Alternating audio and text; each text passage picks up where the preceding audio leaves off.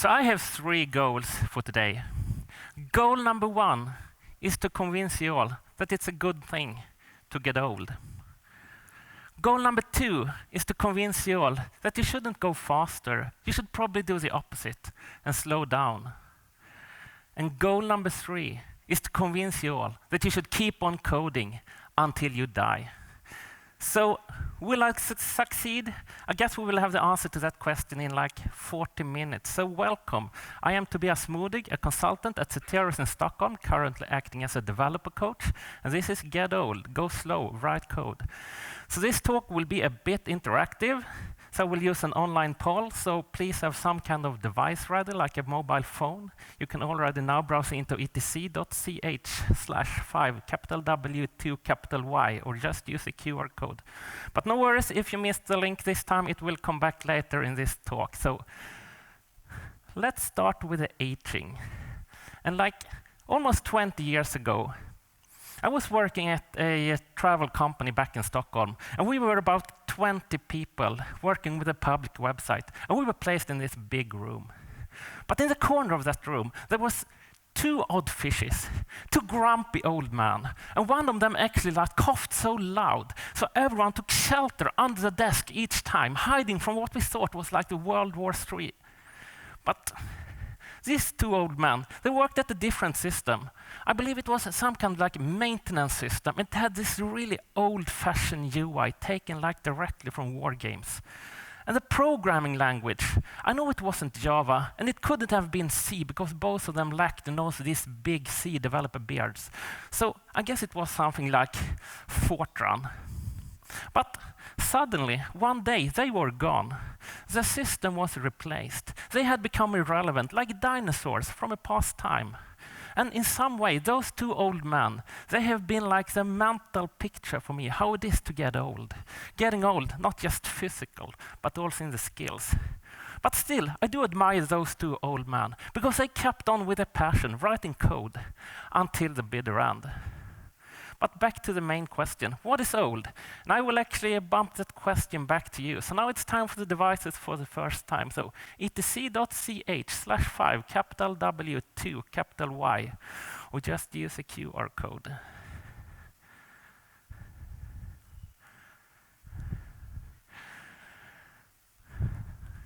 So I will remove that link in like 5, 4, 3, 2, 1, 0.5. People are still taking pictures. 0.4, and yeah, there we go, I guess. So that was actually just a warm-up question to check the technique. So if you could kill a Star Wars character, and I'm pretty pleased that we don't have that many killers in the room. That's good. But still, we have like 10 people who wants to kill Yoda. I mean, I have one message for you. There's the door. But let's get going to the first real question. And that was actually the second one. So I will, there we go. So should be an easy one. What is your age? Are you 0 to 20, 21 to 30, 31 to 40, 41 to 50, or are you older than 50? So quite a tight race here. Between 31 and 40 and 41 and 50. Let's give it a few more seconds. I guess we at least have a winner. So, second question. Are you a software developer? Yes, of course. Or no, but you used to be. Or no, you have actually never been one. So, quite a lot of developers in the house.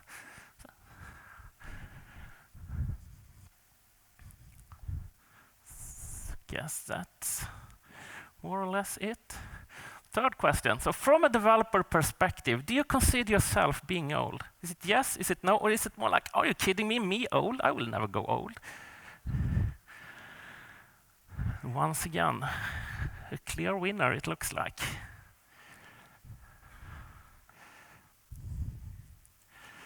So final question for now. So once again, from a developer perspective, what what do you consider being old? Is it when you like reach the 20, when you reach 30, when you reach 40, when you get 50 or above? Or are you more that kind of person that thinks that everyone that's older than you, they are really old, but I will never go there. So then you go for the my age plus one. Or is it more that age is a mental thing? I guess we had a clear winner here as well. So back to the presentation. So what actually got me into this from the beginning was reading the Stack Overflow developer survey back in 2019. And it actually stated that the average age of a software developer, that was 28. So India had the youngest developers with an average of 26, while the Australians were the oldest, a bit over 32 on average. So 35% of us were below 35. So when I saw this, it felt quite young. So I actually cross-checked it to a few more sources, but I got more or less the same results. So compared to that, I would say that this audience is quite mature. I don't know if it's like the topic that attracts the old ones to this room. Probably the other rooms that's like filled with the younglings. I don't know, but nevertheless, 28, that felt quite young. So I started to compare us to other professions. So was 28 really that young? So I started to compare us to teachers. So what's the average age of a teacher? And it actually turned out to be like the meaning of life, for those of you who knows you are hitchhiking. It's 42. They beat us with like 15 years. That's quite a big difference. And how about medical doctors? Well, no surprise there. They are even older, average 51. So 42% of them are over 55. Project managers. I believe this should be an interesting one. I guess we have more or less the same level of education, I think. And we work for the same employers, maybe even in the same project. So in the same age? No way, they are the same age as teachers, average 42. So I continue to compare us to a few more like common office jobs, but I couldn't find anything with an age profile that was even close to a software developer. So I started to realize that I couldn't find anything younger than us that demanded those years at the universities. So I just continued to compare us to some kind of like other kind of jobs. For instance, taxi drivers. What's the average age of a taxi driver? And they are even older than teachers. They have an average of 47. I really needed to go lower, so I grabbed the cab, went to the bar, started talking to the bartender. And now we're getting closer, but still, they are almost 6.5 years older than us, with an average a bit over 34. But how about the colleagues at the restaurants, the dishwashers? No luck there. They are the same age, and now I was getting quite grumpy, because I really wanted to find something by myself that was younger than us, not just cheat and look in the like statistics. But then I remember this tweet I saw. Minecraft players. How old are they? And they actually turned out to be younger than us, average 24. I mean, we beat them with 4 years. That's not bad. But still, it's a bigger leap between being a software developer and a bartender than it is between a software developer and a Minecraft player. And also, to be honest, Minecraft players, not really a true profession for most of us, right? So still felt a bit like cheating. But then I got it. You can always count on the US military, right? And this time it actually turned out to be true. They have an average of 27. And to be honest, that's more of a like employer, not really profession. So this includes everything from like 5-star generals to tank drivers to pilots. So for instance, I expected like cannon fodder to be even younger than 27. And also, sport professionals, for instance, professional football players, got an average of 26.5, so beat them as well.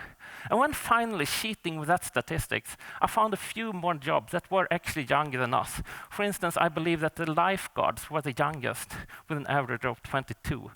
But still, I would claim that being a software developer, that is definitely one of the youngest working people in the world. And when taking level of education under account, we are probably the youngest.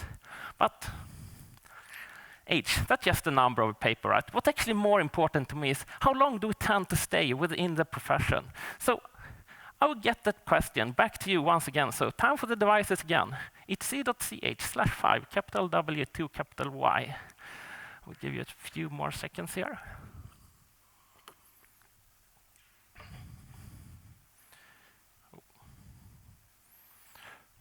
Here we go, first question. So, how many years of experience as a professional software developer do you have? Is it less than 2, 2 to 5, 6 to 10, 11 to 15, 16 to 20, or do you have more than 20 years of experience? And this is a close race, but I guess the oldest is taking over again. So let's go to the second one. So, what was the age of the best developer you have ever worked with? Was he or she less than 20, 21 to 30, 31 to 40, 41 to 50, or older than 50? So once again, a quite clear winner here, 31 to 40.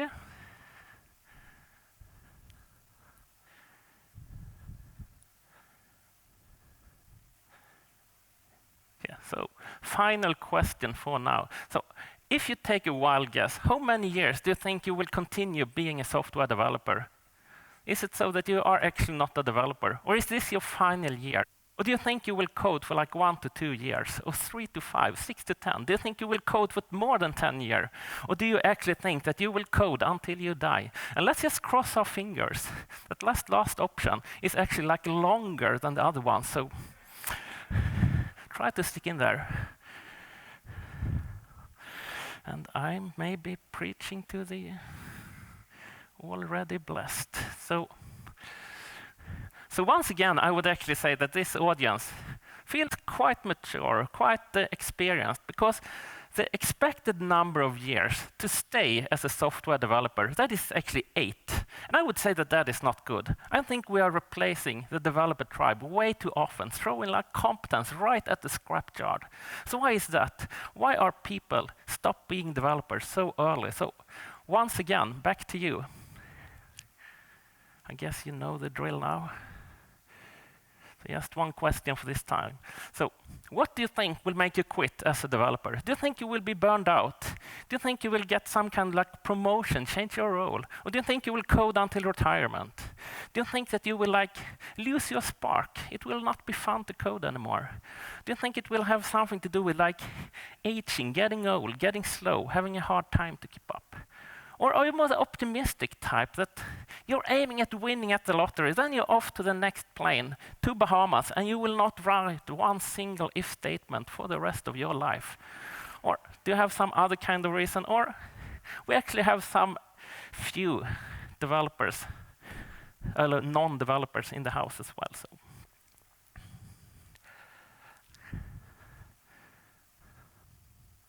Sorry about that.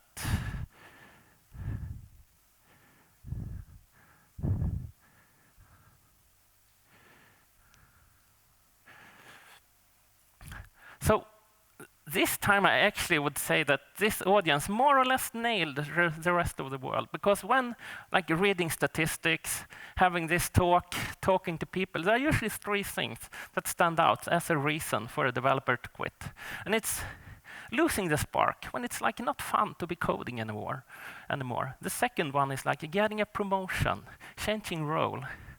And the third big reason that developers seems to be quitting is actually getting old, having a hard time to keep up, getting slow. So let's elaborate a little bit more on those 3, starting with losing the spark. And it would be quite interesting to know why people lose like the eagerness for coding. It is out of scope for this talk, but I still think this is a very sad, but also a very valid reason for a developer to quit. I mean, if you don't have the passion for coding, you should probably not have it as your profession as well. So the day you start to wake up with a feeling that I hate coding, I don't want to go to work anymore, then you have my total blessing. Please, go on, try something else. But how about the second big reason to quit, like getting a promotion, change your role? Well, if this is like in combination of the first one, like when you're losing your passion for coding, then I think this is a very valid reason, a very valid path to take.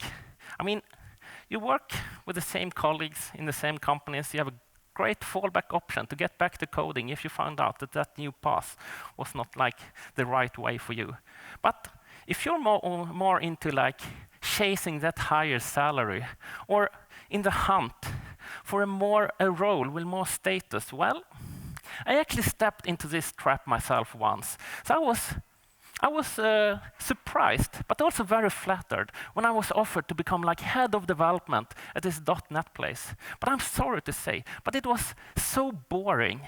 Instead of doing things that I loved, it felt like a total waste of my expertise. I couldn't do like coding and stuff. Instead, I was sitting at those budget meetings, arguing with like the cab, the change advisory board, or these changes that my developers did in our mobile app could not make airplanes to fall down from the sky.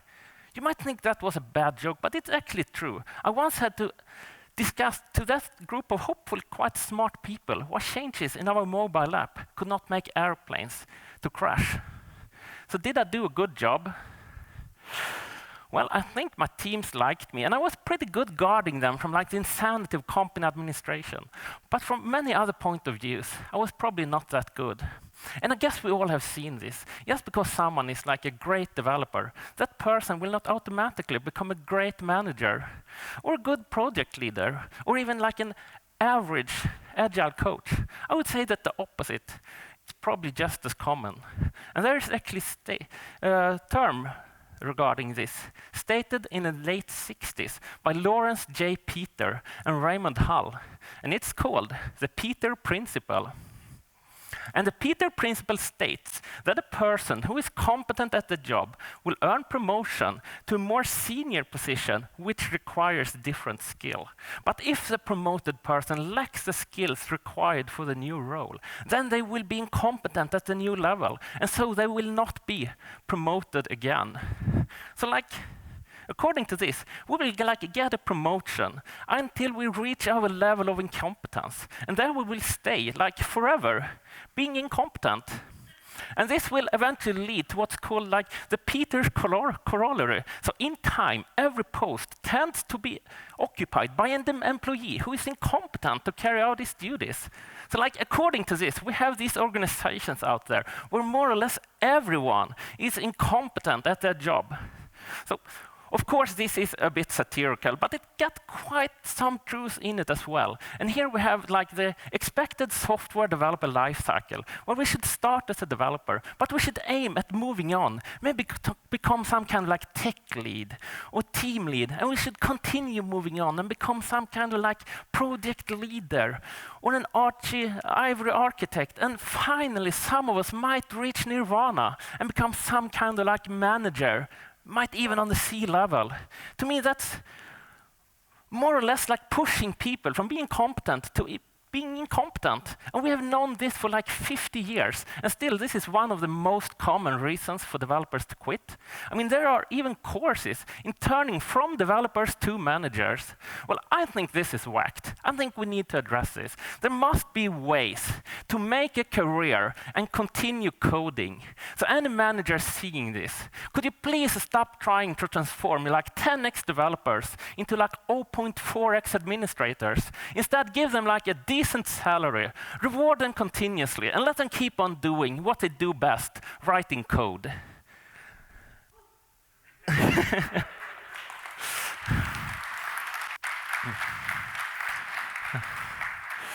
Well, thank you about that. And for you developers who think about changing career, please think this over. Trust me, it's not worth it if you don't have like the passion for administration. I have tried. But how about the third big reason for a developer to quit? Getting old, getting slow. Is it a problem to get old as a software developer? I mean, maybe Zuckerberg were right. Young people are just smarter. So are we like developers over 40 like dinosaurs ready for extinction? Well, I might be biased here, but I would say that Zuckerberg is actually wrong. I mean, Newton, he was 44 when he published the Principia. Röntgen was about the same age when discovering the X-rays. And if you take a good look at today's most Nobel Prize winners, they look more like American presidential candidates than developers, right? But still, when getting old, Remember to stay relevant. Keep on working on your competence. Don't paint yourself into that corner like the old man that used to cough at my previous place. So don't niche yourself too much. Try to be a generalist as well, because you might have to change your job one last time, even if you're like 64. But how about the slowness? Well, I would actually say that slow is good. Don't think about this as something bad. In one of my older talks, I actually quickly mentioned that I think that we developers are moving too fast, that we need to slow down. And after a while, I saw that way smarter people than me had more or less the same ideas, like these tweets from the TDD guru, JB Rainsberger, worried that TDD will slow down your programmers. Don't. They probably need slowing down. Or this one, also from JB, sooner, not faster, slow down to avoid making rash commitments. This one from Lemmy, the guy who cracked the MacBook some years ago. Going fast without control could be the biggest enemy of software development. Still not convinced. Joshua Karyevsky, father of modern agile. We slow down in order to gain better balance and control. Ultimately, this kind of slowing down helps us speed up. Slow is smooth, and smooth is fast. So what is speed? What is fast? Well, I believe that too many people mix up rushing with speed. We developers, we try to be like Usain Bolt. You know Usain Bolt, the fastest man on earth on the 100 meters? But what they forget is that software development, it is not a 100 meters dash. It's more like a marathon, but still we behave like Usain Bolt, running as fast as we can for 100 meters. But when we reach the goal, we are asked to run 100 meters more, over and over and over again. I don't think that we should be like Usain Bolt. We should be Ricardo Abad. So let me tell you the story of Ricardo Abad. So he's from the city of Tafalla in Spain. And on the 1st October 2010, he ran a marathon. And on the 2nd October 2010, he ran another one. And so he continued for 607 consecutive days, running one marathon a day for more than 1.5 years. And what's even more impressive is that he continued to work shift at the local factory meanwhile. So if he worked nights or in the morning, he ran in the afternoon. And when he worked in the afternoon, he ran in the mornings. And I believe that that's the mentality we should have as software developers. We are not sprinters. We are long-distance runners. We should slow down and find the sustainable pace. So why are we still doing this kind of rushing? Well, it's probably a combination of things, like deadlines. To me, deadline, that's usually like poison. It's mostly random dates that someone like guesstimated a long time ago, and suddenly that date becomes some kind of like truth that we need to stick to. But I think that I actually did this right, at least once. At that time, I was doing a gig as a system architect at a Swedish tech agency. So me and my team, we were responsible for the login and identification of users for their public e-services. And for those of you who don't know the Swedish tech agency, at least at that time, they had this really strict deadline once a year, and it was in the beginning of March. And that's because everything there circled around the yearly income tax declaration, where like 6.3 truly unique, 6.3 million truly unique users use their e-services for a little bit more than a month. So that's why they have this code freeze some weeks before, and you don't mess with a code freeze at the Swedish tech agency. So what we needed to do was to replace this old, obsolete solution with a brand new one. So this was a big job. We needed new software, we needed new hardware, and of course, a whole lot of development. But after a while, that deadline in March, it was starting to feel tough. So we needed to take a decision. Should we rush? Should we work overtime? Should we cut some corners and build a crappy but hopefully working solution? Or should we actually wait a year and wait for the next year and build a quality solution? And this time we actually took what I still think is one of the best decisions in my career. We actually waited. Sure, we lost some prestige. It might have cost some extra money, but we could build a solution that was easy to maintain, that they could use for many years to come, and that we could be proud of. But I'm sorry to say that this is one of the few occasions that I have ever seen this, that not even that really strict deadline was really a deadline. It was more of a goal, and we didn't make it this time. Another what I think is a quite big rushing factor is actually the lean and the startup movement, where we are told that the only thing that matters is to deliver, to be the first on the market. But to be honest, how often does it make a difference? How often does it care for your employer if you rush instead of keeping a controlled pace? For maybe one of us, once in a lifetime, but for most of us, I would actually say that it doesn't ever care. I mean, taking a few Swedish examples here, Spotify, for instance, they won't lose users just because like the share playlist with a QR code will be a week late. People will keep on playing Minecraft, even if the like new sea creature update must wait for the next release. And people will definitely not change their mortgage loans to another bank just because I can't download the latest interest rates as a PDF file for another month. But those users, they will definitely start looking for other options. If you start building a crappy solution that you don't dare to change at all in a few years' time. And about rushing factors. How about all those bad implementations in the name of Agile? I mean, just listen to the word sprint. What does that imply? Let's rush as fast as you can for 2 weeks, then come back tomorrow, so we can start another 2 weeks rush. That's just like asking Usain Bolt to run 100 meters more right after every race.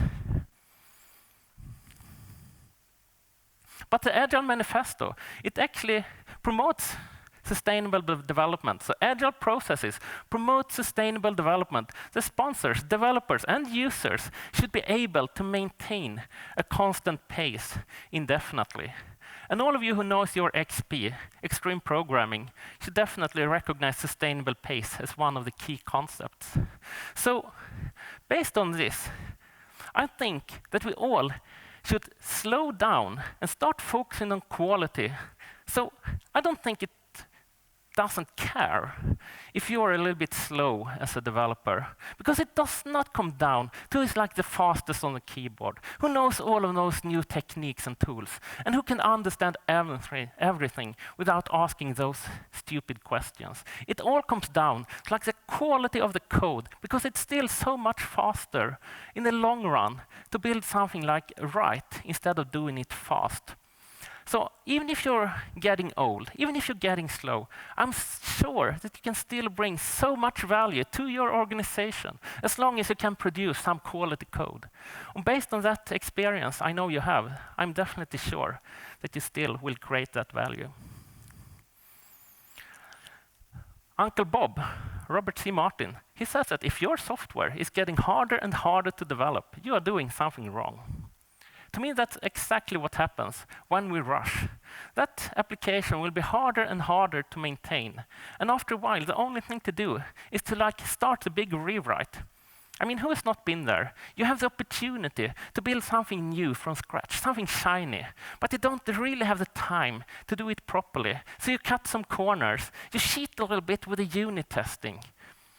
You have the best intention to fix that crappy code later, but not now. We have so much to do now, but just in a few weeks we will have more time. But believe me, you will not have more time later. So that crappy code, it will live on.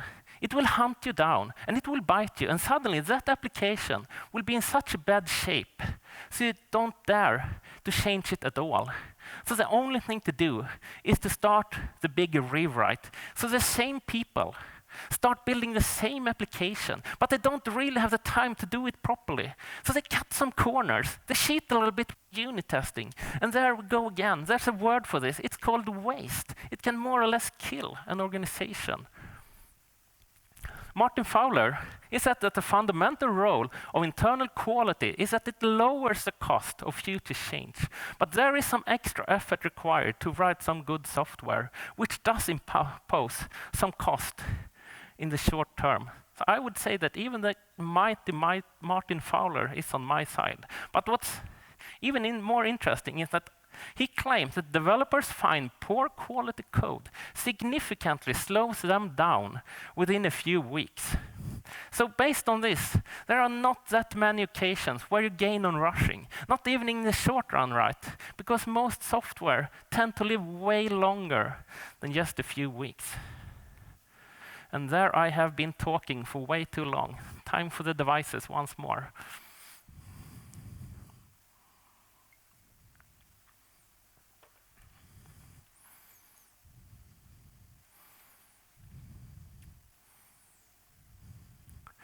So first question, how often do you feel stressed about deadline? Is it all the time? Is it often? Is it almost never? Or is it never? Quite a tight race here between often and almost never.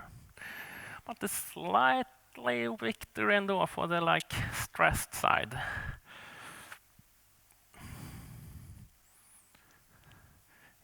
Yeah, let's go for the next one. So, how often do you cut corners, cheat with the quality? Is it all the time? Is it often? Is it almost never? Or do you actually never cheat with the quality? Once again, quite a tight race, but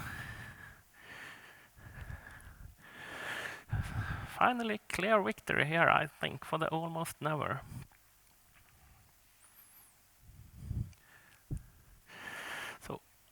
Third and final question for now. So, why do you cut corners? Why do you cheat with the quality? Do you feel pressure from the management to deliver? Do you feel pressure from your team to deliver? Or do you feel pressure from yourself to deliver? Or is it more that quality is boring or unnecessary? Or is it more like, I don't really know what quality is? Or do you have some other kind of reason for cheat with the quality? Or are you actually one of those superhumans that don't cut corners? And we have a few of those here.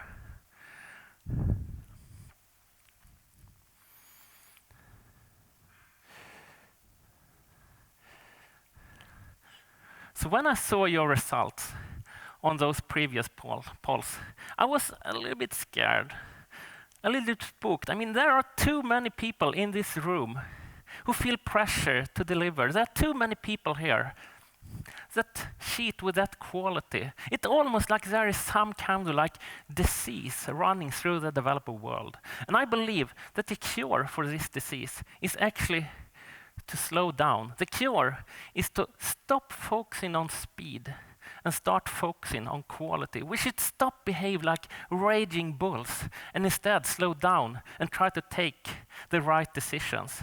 So let me wrap up this talk with a few more concrete examples what I think you should do when you slow down.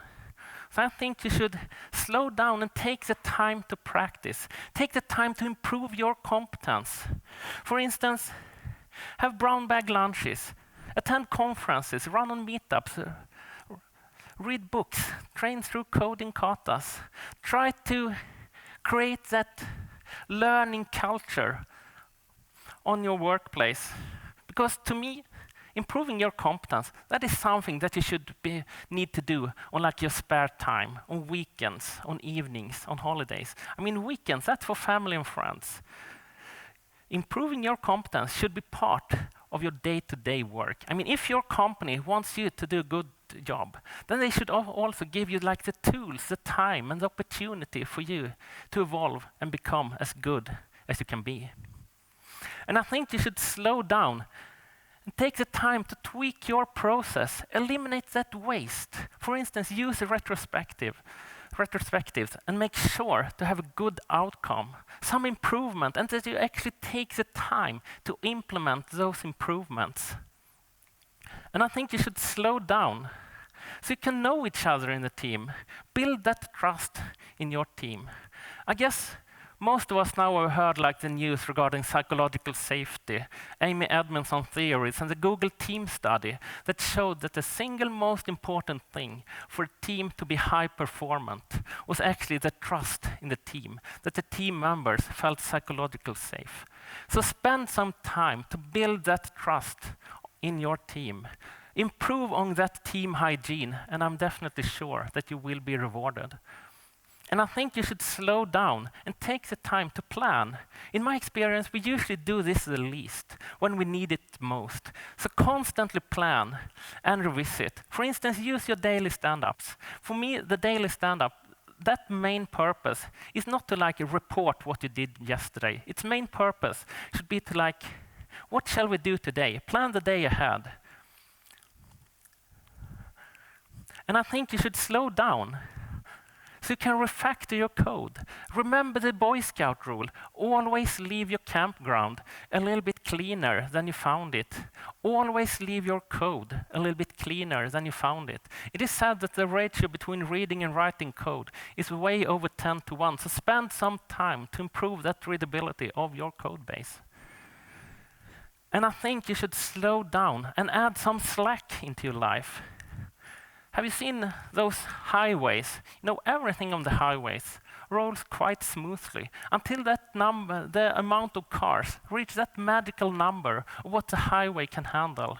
And suddenly everything goes from like a pretty decent pace into a total jam just by adding a few more cars. And I believe that we people, we are more or less the same. With a full schedule or with a like mentality that you should be coding from 9 to 5, you will be choked. And as soon as something unexpected happens, there will be chaos. Instead, try to add some slack into your life, some unplanned time. And to sum it up, I think you should slow down and start focusing on quality instead of focusing on speed, because that's the only way to be quick in the long run. So, like almost 40 minutes ago, I said I had 3 goals for today. So let's see if I actually succeeded. So you will now go home and take the course, Developer to Manager. Or do you actually will try to slow down? Or will you rush a little bit harder? Or will you promise yourself to keep on coding? Or will you just play some Minecraft to raise the average age? Or would you actually try to learn something new, something shiny, like Fortran?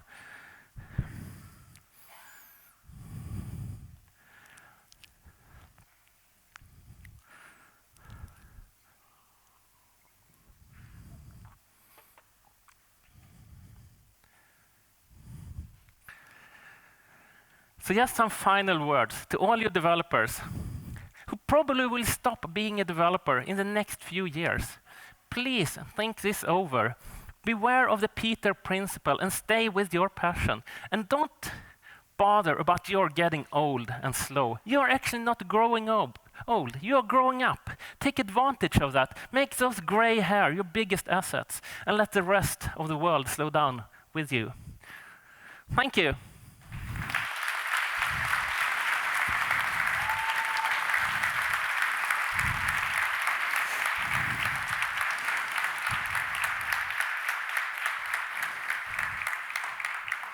So if you have comments, questions, you can reach me at Twitter, connect me at LinkedIn, drop me an email, come up here, grab me at the hallway. Thank you, and have a great conference.